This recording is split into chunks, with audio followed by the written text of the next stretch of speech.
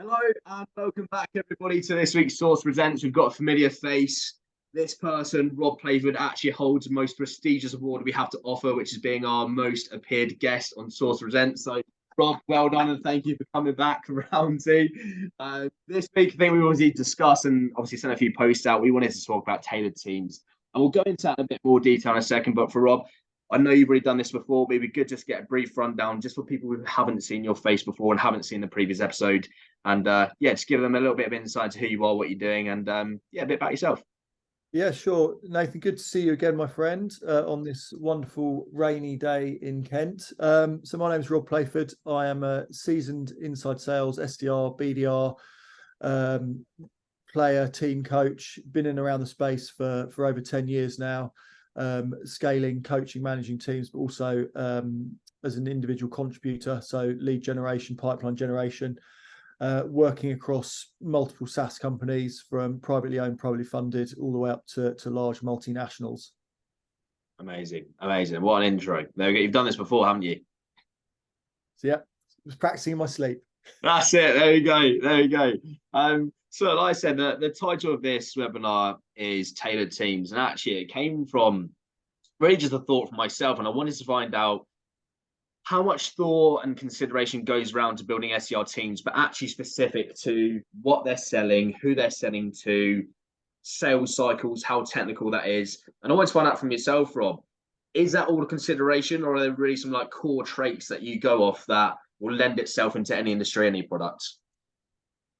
Yeah, it's a great question. It's always a good topic for discussion. When I'm looking for people, it's always good to find people that have got experience in similar software or similar verticals, because they can hit the ground running.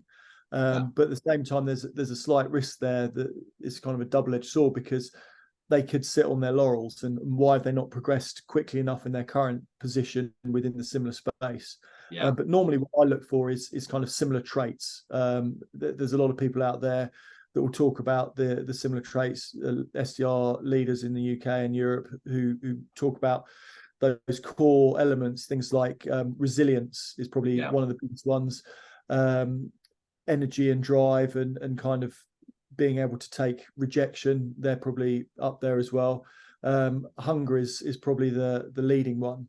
Being able to get up in the morning and go, right, I've got a bunch of people I've got to try and talk to, and I'm going to hit the phone, or I'm going to email or LinkedIn.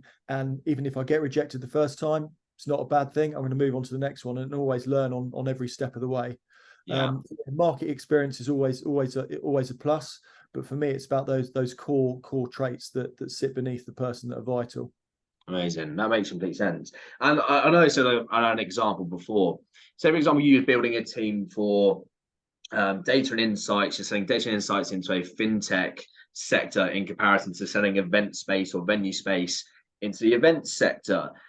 Those core kind of traits obviously still lend themselves across both sectors, but is there kind of, do you look into the personalities of that individual and I suppose how they come across, whether it be over the phone or a video call in person? Do you ever take that into consideration as well, or is it just those core traits that you look for? Yeah, well, always look for people that are hungry, humble, and smart, as I said before. But it's ultimately the role of the SDR function. They're there, as we were just chatting in the main office with Lloyd and the rest of the team. They're selling the sizzle, not the steak. They're positioning a vision and the value they can bring to a business, but the pains they can solve and the cost of inaction of potentially not using their product. So being able to have a human conversation, driven by the strategy of the company and where your company's going, is vital as well. So as we said before, anyone that's worked within kind of soft services, anything like that, but also people, if they've worked within the event space, that can break barriers down with the pains they've experienced in that space, or SaaS companies within fintech. Again, it's having those kind of people in the team as well, because then it becomes a cross collaboration between the varying people within the team.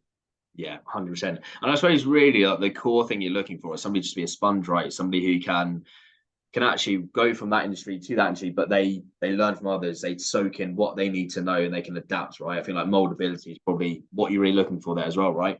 That's it. You want people that are just going to go in and never stand still. They're always striving to push on further. There's a young American chap that I know on LinkedIn, a guy called JC Pollard. Yeah. And I think he was at Gong, and now he's moved over to Tropic. And just been posting the last couple of weeks about what he's been doing. You know, he's going over to sell a new product, and he said the first week I'm going to be is a sponge. Yeah. And it was like listening to 50 Gong calls, and that's the thing. It's just as long as you keep on doing that, keep on learning, and keep. Whenever you're in the SDR space, as we said before, it's kind of a glass ceiling. There's no limit to what you can achieve as long as you keep educating yourself and pushing yourself forward. You can achieve so much within that role. Yeah, I agreed. And I've seen JC. Well, actually, I think he's dropped the C of his name. It's now Jay Pollard on LinkedIn, isn't he?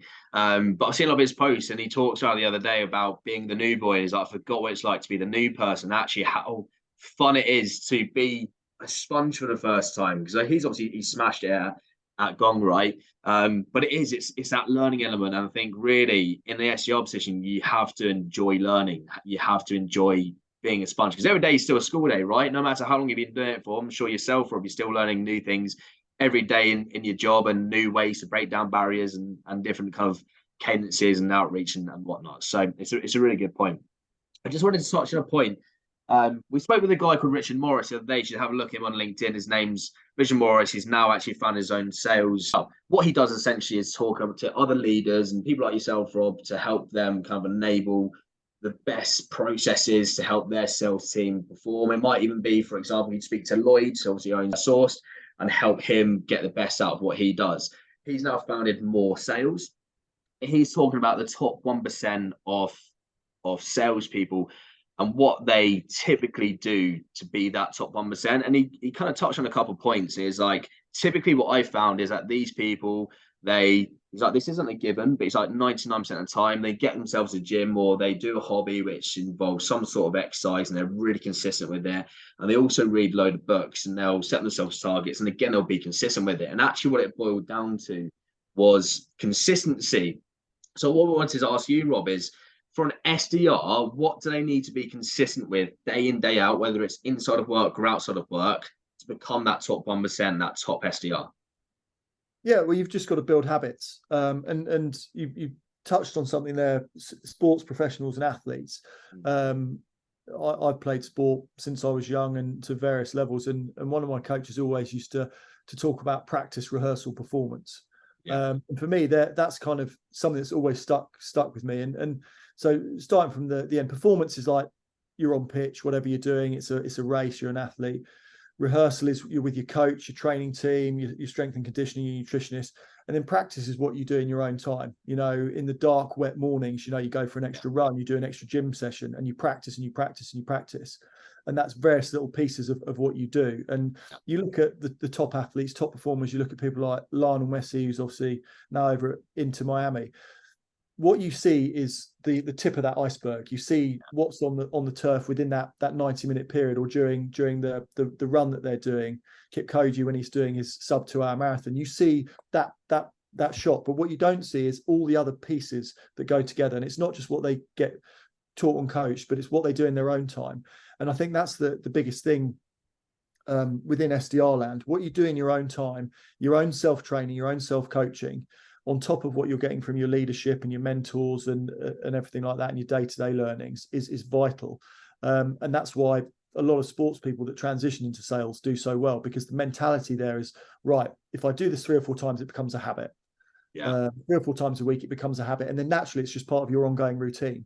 And it's like when you're setting your day out in the morning, right, I'm going to go through my accounts in the morning, handle all my inbounds, get them done, go dark on Slack or Messenger for 2 hours, and then focus on my outbound calls. Every person that hangs up on me or rejects me, I'm on to the next one. So it becomes a habit, getting used to that. But then you add into that habit of, just out of interest, you know, is now not the right time, or you're not the right person to speak to, or am I right in saying you're currently using X, Y, and Z? Get into those ongoing habits, because then it just becomes like second nature. It's like subconscious skill acquisition. That's where you want to get to. Yeah, it's so true. You mentioned there Messi is a really good point, and we was actually talking about this the other day. Obviously, an age-old debate is Ronaldo versus Messi. You've got one who's naturally talented, the other one who's become an absolute machine over the years. Don't get it wrong, both have unbelievable work ethics and drive to become the best of the best. When it comes to sales, and I suppose when building out your teams, Do you have a preference? Do you look for somebody who maybe has got a bit more of a sales background, or at least they've maybe been brought up around the sales environment? Or do you look for somebody who is actually a bit more of a blank canvas, but they've just got that grit and determination to become the best? Or is there a need for both? There's a need for both, especially when you're putting a team together. You look at the team that the Messi's playing with at Inter Miami. There's so many different characters and people within the team. And when he's not playing, it's almost like they're in third or fourth gear. But when he is playing, they step up a level. And you need those kind of characters to bring a team together. And sometimes you get your best performing salespeople. If you look after them in the correct way, they can become almost like that second general for you in a team that take the team to the next level for you, bringing that team closer together, helping with sub coaching and everything like that. Because if you compare the two players now, if we're looking at them, if they were salespeople, I think you look at Ronaldo as a bit of a lone wolf. You know, he'd jump into any sales team and hit quota, but what other value is he bringing to the rest of the team? Whereas you look at a Messi in a sales team, you look at how he's bringing together all the other players within that team. Okay, he's got a couple of old people that he played with at previous clubs, but he's bringing that team forward, and he's also bringing in the people that support that team. It's becoming almost a force to be reckoned with. And that's what he's generated by being that leader, being someone who consistently performs day in, day out, but at the same time, bringing everyone else with him. And that's what you want from your best salespeople, as well as those people around them, which you can see from that team that are willing to learn, that want to go on that journey. And that's the people that want to become the best salespeople always have great sales leaders as mentors, but also spend time being coached, reading, doing webinars, and just doing everything they can to stretch themselves. Yeah, this is a really good point. And you mentioned there as well around Ronaldo being more of a lone wolf, I suppose. Messi obviously bringing the team, putting together, really gluing that team. You also mentioned there's a lot of different personalities in that Inter Miami team. How important is that as well when building sales teams as a whole to actually have different personalities, people from different cultures, rather than just having a fixed, regimented prototype of person times 10? How important is it to have a diverse team? To me, it's vital. And you talk about fixed, regimented. We were talking before we jumped on about robots. You don't want a team of robots. Because whatever's coming down the line, you know, when dial-up and modem first came out, everyone's panicking. The iPhone, everyone's panicking that's going to take over. AI's here, is that going to take over? Ultimately, what it boils down to is people still buy from people.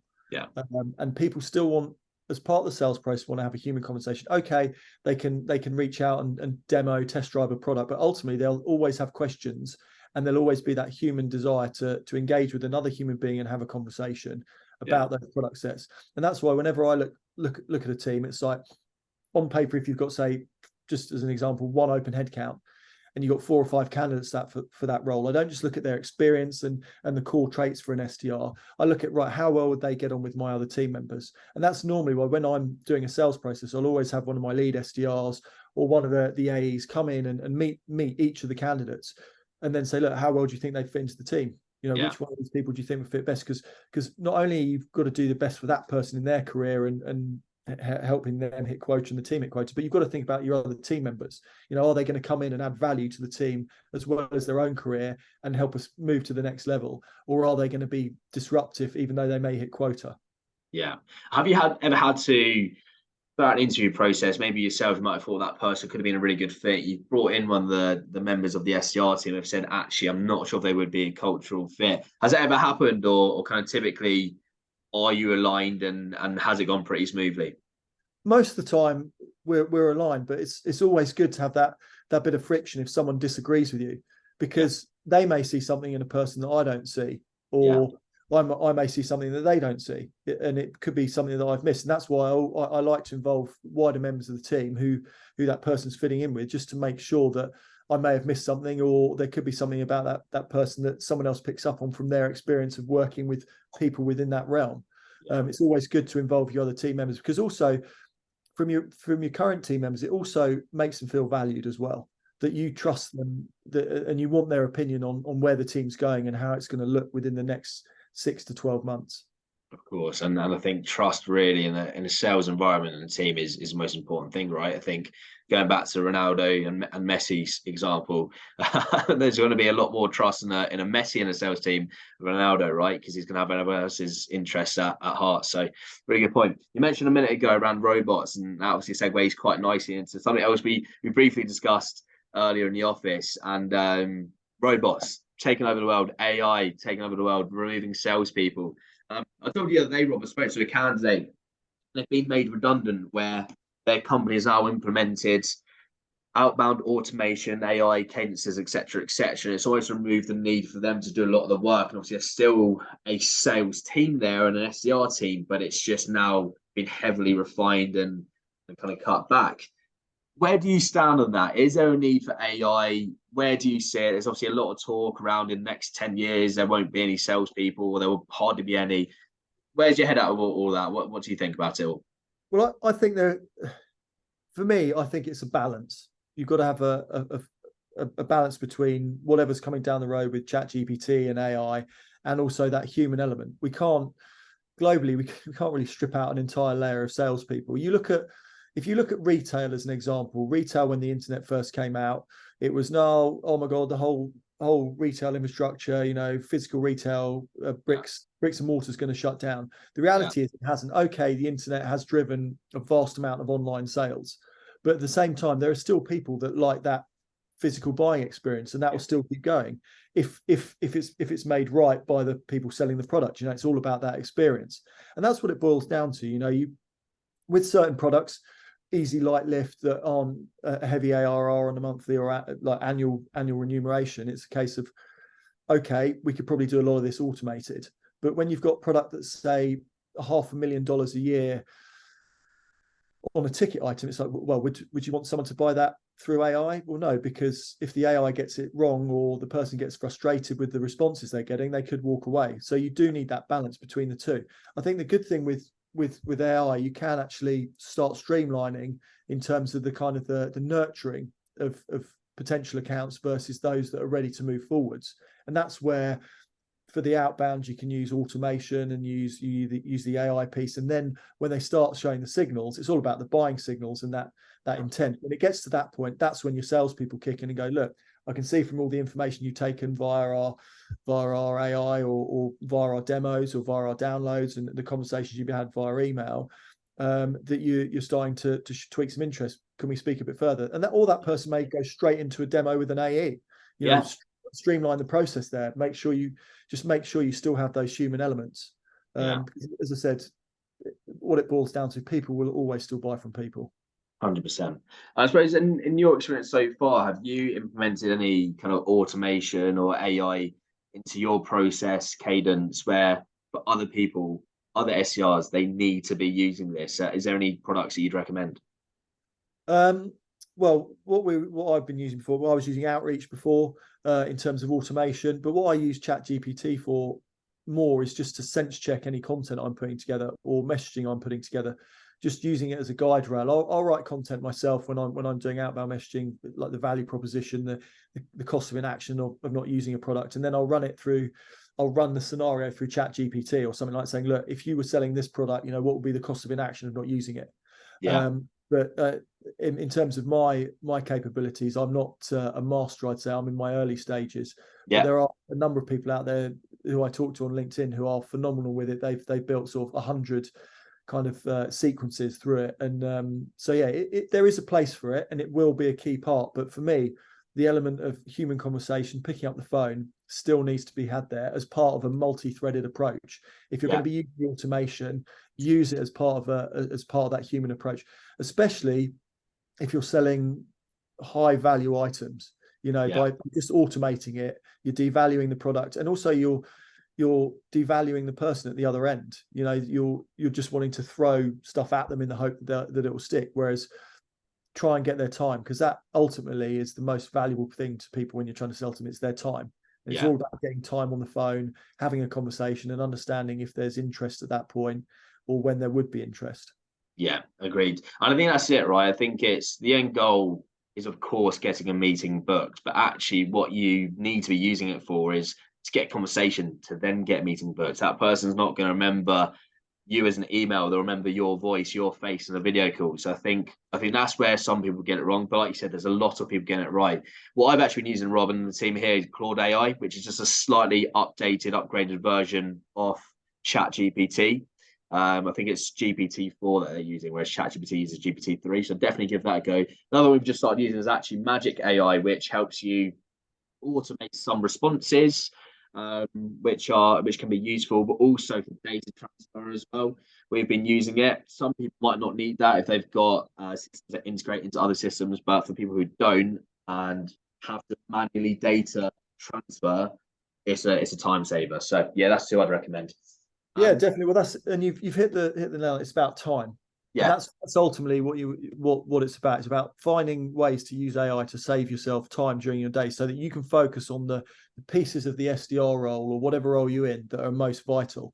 You know, yeah, if you want to try and strip out as many of those low value tasks and like adding your information into your CRM. If you can automate that using other tools and auto replies to keep potential customers nurtured, great, do that, yeah. because you can focus on the high value tasks of finalizing those meetings and getting that interest or that intrigue. That's what it's about: interest, intrigue, and information. That's what you want to be doing. 100%, 100%. Couldn't agree more. There's just one more point I wanted to cover off, Robin. Of course, if you have any other points, please let me know. But I just wanted to talk around a challenge I suppose most businesses and SDR managers typically find, and it's you spend a lot of time, you find your SDRs, obviously you go through a recruitment process, they're your person, you spend a lot of time investing into them to make sure they become great at the job. And of course, it might be a year down the line, might even be 6 months down the line they smash targets, they then see the natural progression. The natural next step is then going into a closing role. Uh, don't get it wrong, more and more people that we're speaking to at the moment actually realize that SDR and inside sales, that's what they're great at, that's what their passion's for, and there is a career in that. But there's still a lot of people that think you need to progress away from that for it to be a progression. Is there any tips or tricks that you can give other SDR managers, other sales leaders that are managing SDRs to help them retain that talent in their business so that they feel valued, they feel like they're still progressing without necessarily going to a closing role as a next step? Yeah, it's probably the same as most SDR coaches or leaders would give you. It's a case of keep them hungry and excited and interested. Yeah, That's not just financial remuneration. Don't get me wrong. I think the values being put on SDRs is going up, and a lot of businesses now, the penny's beginning to drop that those people in those roles are vital to maintain communication with customers and pipeline, and also unlocking potential new streams in current clients. But yeah, it's not just that financial piece. It's ongoing coaching, ongoing education. Give them access to training courses, but also with their experience. I like to empower my senior SDRs. I don't know everything. I'm still learning, even though I've been in the space over a decade now. yeah, But with those SDRs that want to stay as your kind of your heavy hitters, like the Messis, get them involved with the rest of the team, get them doing coaching sessions, get them supporting those junior SDRs when they're coming on board, or working with other team members when they've got blockers, or they feel like they're having a bit of a dip. And get them involved in other projects as well. If you've got a side project you're running with revenue ops or testing new software, involve those people, because ultimately they're the people that you're going to be using on a day-to-day, and it makes them feel valued as well if they're helping you. And it also takes the weight off of your shoulders as well, having another set of eyeballs on it, like through the interview process. Involve those long-term SDRs in the process so they feel valued. yeah. And then spiffs, anything like that, and just always make them feel wanted and valued. And on the odd occasion, if they're crushing quotas, just call them and say, look, take the afternoon off, go and spend it, do something you want to do. There are people that want to stay within that space, and keep remunerating them financially, but also make them feel like they're a big part of what you're trying to achieve with the team. That for me is a big piece as well. No, it's a fair point. You mentioned there around kind of giving them exposure to the heavy hitters, getting them to sit down with the rest of the team. I just want to lead on to the AEs actually talking around that. How much exposure do the SDRs get with the AEs? For you personally, as an SDR manager, is it really important to get an SDR working with AE quite consistently, or can they be managed just as well and progressions as well, being separated away from the AEs? It depends. I suppose it depends on the structure of the business, right? Whether they're paired up with a specific AE or not. But just wanted to get your thoughts on that. Well, for me, they need to be talking with the A's. There needs Yeah, to be a relationship there. yeah, For multiple factors, it's because they for potential progression they can learn so much from them, but also in terms of that connection, there needs to be a connection there and feedback from, say, when an SDR throws an opportunity over the fence. yeah, The A's are ultimately the A's and the sales directors, the sales leaders, are ultimately the SDR functions customers. yeah, And it's down to the SDR manager to build that relationship and be that kind of that bridge between the SDRs and the AEs and make sure that they're working collaboratively. Because otherwise, worst case scenario, AE throws 50 accounts over at the start of the month to the SDR. Here's my accounts. Go get me a load of meetings. yeah, Junior SDRs will sit there, flap, panic, or they'll just start dialing or spraying emails. yeah, Whereas the better teams, the A's will give time to the SDR one-to-ones on a weekly basis. They'll strategize. They'll look at certain verticals. The A will feed back on demos and tell them, right, this went well. Let's use this messaging and go back out to market on similar accounts. That's where it becomes almost like a business within a business. That's the way it should be. So that relationship has to be tight. Because ultimately the SDR will only know if they're failing or succeeding from feedback from the AE. yeah, That's what you need, and then from there they could potentially use those people as a mentor if they want to get into a closing role, yeah, because it's a big piece of trust there. yeah, It's absolutely. it's a handover. It's like some SDRs, they book a meeting, they throw it over the fence, they move on to the next one. Yeah, There's a duty of care there between the two sides of the fence. If I was an SDR, I'd always ask myself, look, this opportunity I'm about to throw over to my AE Nathan, is it one that I would accept, and would I be happy accepting that meeting? If it's one you'd accept, great, pass it yeah, over and on to the next one. If it's one you've got a couple of questions around, go back to the drawing board. yeah, Pass them over once they're fully qualified, because that maintains that level of trust between the AEs and the yeah, SDRs. And then that means that the AE will come to the SDR saying, right, I've got a couple of accounts here. What do you think? And they'll ask their opinion, going, well, we've tried that area before, and I've spoken to a few people in that space, and at the moment it's a bit volatile. Let's look at another one. Or we spoke to that company before, and as long as the SDR's got the information to back it up and the yeah, insight, that relationship will stay solid. But it is yeah. vital that relationship is a two-way street, and they collaborate, and the AE is another extension of kind of mentoring and coaching the SDR as well as the SDR manager. Yeah, it's a really good point. And going back to what you said there, function within a function, it's just building that sales machine, right? Making sure every piece works together smoothly, efficiently. So, really good point. Rob, I think that's all the questions I have prepared for you. Do you have anything else you'd like to cover at all?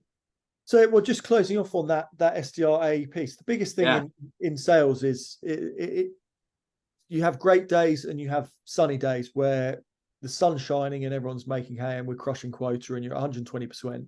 And then you have the darker days and the tougher days where it's tough out there at the moment. The global economy is in a tough place. But if those teams are tight and they work closely together, the businesses will still succeed. yeah, A's will succeed and the SDRs will succeed. And if those relationships are strong, as well as having that mentoring and that coaching from SDR managers, sales directors, sales leaders, those teams will get to where they need to get to, and those people will get to where they want to in their career. Because ultimately, SDRs need to be supported, A's need to be supported, and if the relationships are strong, even when things it's a tough hill climb, they'll get through them. 100%. And that's what it's about. It's about working collaboratively with those teams, being open and honest with each other, and yeah, just maintaining focus and knowing that it does get tough, but just keep grinding and keep going and support each other. That's the biggest thing for me. That's what it's about. When you're working collaboratively in a group team, your SDR team, also SDR to A, support each other and help. Yeah, I couldn't agree more. I think, like you said, when times are tough, that is time to be collaborative, but actually selfless as well. And don't get it wrong, I think every salesperson has a bit of selfishness in there somewhere. Otherwise, we probably wouldn't be in sales. But now more than ever is to be selfless, just help your team around you. And actually, it's not always about you. It's what can the team do? So, no, great words there. Rob, it's been an absolute pleasure. Well done on being the most appeared guest on Source. Looking forward to my hat trick. That's it. Well, we're going to have to get you a gift for the hat trick for sure. I think get a free hat and socks, don't I? You've already got the socks, so I'll maybe get your hat. Yeah, sure. But look, Rob, really appreciate it. I've definitely learned a lot today. We'll definitely get you on for the hat trick at some point. And any closing words from yourself? anyone want to reach out on LinkedIn, any BDRs, SDRs, anyone thinking about getting into the kind of outbound sales space, by all means, look me up on LinkedIn or get in touch with Nathan and he'll pass my details over to you. Happy to help and advise and support anywhere. So yeah, get in touch.